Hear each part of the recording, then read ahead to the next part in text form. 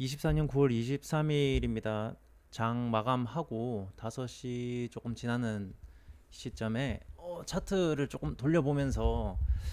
계속해서 박스 매매를 해야 되는 이유랑 지금 현재 상황에 대한 생각들을 좀 정리를 해볼까 생각을 하고 있습니다. 다행스럽게 그 추석쯤 전에 유한양행이 단기에 이제 14만 원 돌파를 했었을 때 기존에 이제 5월달, 6월달부터 8만 원대에서 10만 원대 사이에서 분할로 모아가던 유한양행을 단기간에 한 4, 50% 가까이 급하게 이제 오르면서 학습 효과도 있고, 그리고 이제 제 기준에서는 단기간에 너무 급하게 올랐던 차익을 좀 많이 봐야 될 것 같다는 판단을 해서 그 당시에 이제 좀 많은 익절을 좀 했었고, 그리고 이제 21선 부근에서 추석 전에 이제 다시 매입을 한 다음에 또 오늘 신고가가 들어갔지만은 아직까지는 지수나 여러 가지에 봐야 될 것들이 좀 많은 것 같아가지고 최대한 부분 익절을 하려고 하고 있습니다. 그래서 오늘 이야기를 하고 싶은 내용은 유한양행이나 뭐 삼성바이오로직스,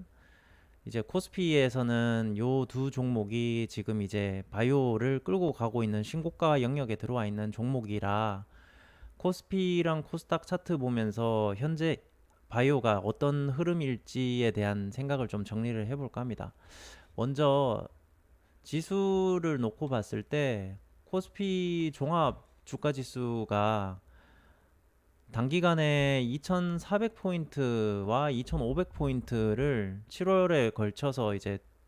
한 번, 그 다음에 이제 9월 달에 2500포인트를 터치를 한 번 하면서 장기 평선이었던 이 오렌지 선, 요 부분에서 이제 반등을 해서 쌍바닥의 모양을 하고 있었기에 추석 전부터 이 구간에서는 쌍바닥이겠구나 예측을 하고 이제 바닥 매를 한 거라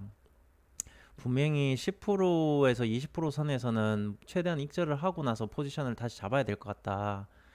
생각을 했었고, 일단 일봉상으로 보면은 정배열이고 장기 평선 위에 있긴 하지만 23년 4년 하락에 대한 반등, 그러기 때문에 결국에는 우상향 박스에 지금 갇혀 있는 상황인지라 그나마 다행인 것은 정배열 초입 구간처럼 돼 있는 상태라 아무래도 코스피에서 신고가가 바이오에서는 나오지 않을까 그렇게 지금 생각을 하고 있는데, 아니나 다를까 삼바랑 유한양행이 거의 이제 끌고 가는 형식이 되고 있고요. 요 차트랑 흐름은 완전히 다릅니다. 코스닥으로 가면 지금 코스닥에서는 요 장기 이평선인 480선 아래에서 캔들들이 놀고 있기 때문에 두 차트를 이렇게 간단하게 코스피 차트랑 비교를 했을 때는 오렌지 위에서 놀고 있는 쌍바닥이냐 아니면 코스닥은 오렌지 아래에서 쌍바닥이냐를 놓고 봤을 때는 전체적으로 봤을 때는 아무래도 한 번 더 외부적인 위기가 오게 되면 코스닥 같은 경우는 다시 재차 무너질 가능성도 염두를 해둬야 되기 때문에 아마 780선이나 780에서 전후 한 10 혹은 20포인트 정도에서는 아마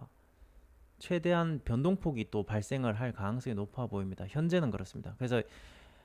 추석 전에 들어갔던 이 자리에서는 지난번 8월 초에 670을 찍었을 때의 외바닥에서 쌍바닥에 양봉 캔들이 하나 들어왔고 5일선을 회복을 하면서 거기에서 지금 이제 일주일 연속으로 2주 정도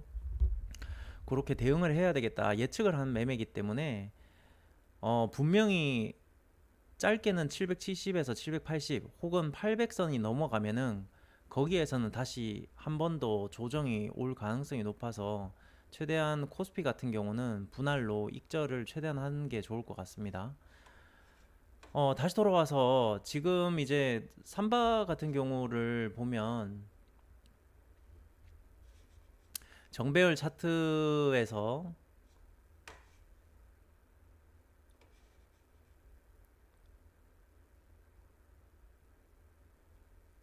19년도에 요때에 정배율 초입으로 들어가서 신고가 들어가 있는 이 라인처럼 지금도 거의 비슷하게 들어와 있는 상태입니다. 그래서 기술적으로 봤을 땐 뭐 130만 원 혹은 140만 원까지도 열려는 있으나 아마도 어디에선가 조정을 거치고 나서 신고가를 계속 갈 가능성은 있고, 또 가다가 지수가 무너진다 그러면은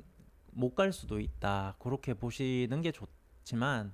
어쨌든 제일 중요한 거는 100만 원이 재차 돌파가 되고 신고가가 들어가 있는 이 이상은 코스피에 있어서는 스윙으로서는 끌고 가는 게 맞아 보이고, 그 다음에 유한양행 같은 경우도 8만 원에서 10만 원 사이의 평단이시라면 최대한 뭐 20만 원대까지는 스윙으로 끌고 가되, 아무래도 최대한 익절을 해 가면서 대응을 하시는 게 좋아 보이고, 그 구간에서는 아마 변동폭이 있을 것 같다. 왜냐면 단기간에 50%씩 오르는 종목들은 크게씩 출렁거리기도 하고, 삼성바이오랑 유한양행을 똑같이 놓고 비교하기는 어려우니까요. 그 다음에 대부분 코스닥 차트에 있어서 삼천당 제약처럼 혹은 녹십자처럼 신고가가 들어갔었다가 다시 조정폭이 큰 종목 같은 경우는 최대한 120선과 60선 반등하는 라인에서 그 부분에서 짧게 10%씩 위아래로 변동폭 줄 때 차익 실현을 하는 게 좋을 것 같습니다. 그 이유가 앞서 말했던 대로 코스닥 같은 경우는 지수 차트 상으로 봤을 때 이렇게 역배열인 상태에서 장기 이평선 아래에서 쌍바닥을 만들어 놓기 때문에 코스피는 저항 라인이 생각보다 약할 수도 있고, 하지만 코스닥 같은 경우는 저항 라인이 생각보다 많이 셀 가능성이 높아가지고 적절한 구간에서 차익 실현을 안 하면 다시 본전 가격이 충분히 올 가능성이 높습니다. 그렇기 때문에 많은 대응을 요구를 해 보입니다. 바이오만 놓고 봤을 때 추석 전에 이제 포지션을 잡았던 두 종목이 삼천당이랑 유한양행인데, 뭐 만족스럽게 반등을 해서 수익 실현을 할 수 있어서 정말 감사한 쌍바닥에 장이 조금 연출이 돼서 짧은 시간에 감사하게 생각을 하고, 그리고 이제 다가오는 주가 이제 월봉으로도 바뀌는 시점이 될 텐데, 월봉 캔들에서는 분명히 지금 주봉상에 다 저항으로 지금 바뀌어 있어요. 여기 코스닥에서는 10선 같은 경우가 760에서 770 주봉상으로 캔들이 그걸 돌파를 하더라도 다시 쉽게 뚫고 올라가기는 좀 어려워 보이고, 특히나 이제 월봉 같은 경우도 코스닥 같은 경우에는 그냥 아래꼬리 달고 반등을 한 거지 실상은 역배열인 상태에서 좋은 그림은 아니기 때문에 분명히 이제 애로사항은 있을 것 같다. 그리고 이제 10월장에 들어왔을 때 캔들 모양이랑 주봉상의 모양이 어떻게 바뀌느냐에 따라서 이걸 정말 이제 쌍바닥으로 보기도 아직은 어려운 상태의 외바닥인 상태이니까 그거를 좀 더 체크를 하고 나서 좀 더 대응을 해야 되지 않을까, 그렇게 생각을 합니다. 일단 다행스러운 거는 그나마 코스피랑 코스닥을 비교했을 때 코스닥보다는 코스피가 좀 더 좋고, 신고가 종목이 유한양행이랑 삼바가 있다 보니까 그쪽으로 이제 스윙을 끌고 가는 방식, 하지만 이제 중간중간에 대응은 계속 해야겠다, 그 정도 코멘트 남기고, 나머지 부분에 대해서는 이번 주말 혹은 다음 주 초반에 차트 모양이 조금 변경이 되거나 캔들 모양이 바뀌는 걸 보고 나머지 부분에 대해서 이야기를 해볼까 합니다. 현재는 바이오만 놓고 이야기를 많이 들어오고 있는데, 지수상 대형주인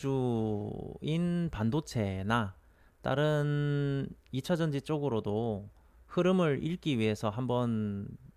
그 부분도 한번 체크를 해볼 테니까 다음 업데이트 때도 한번 체크를 해서 그 자료를 한번 올려보도록 하겠습니다. 네, 감사합니다.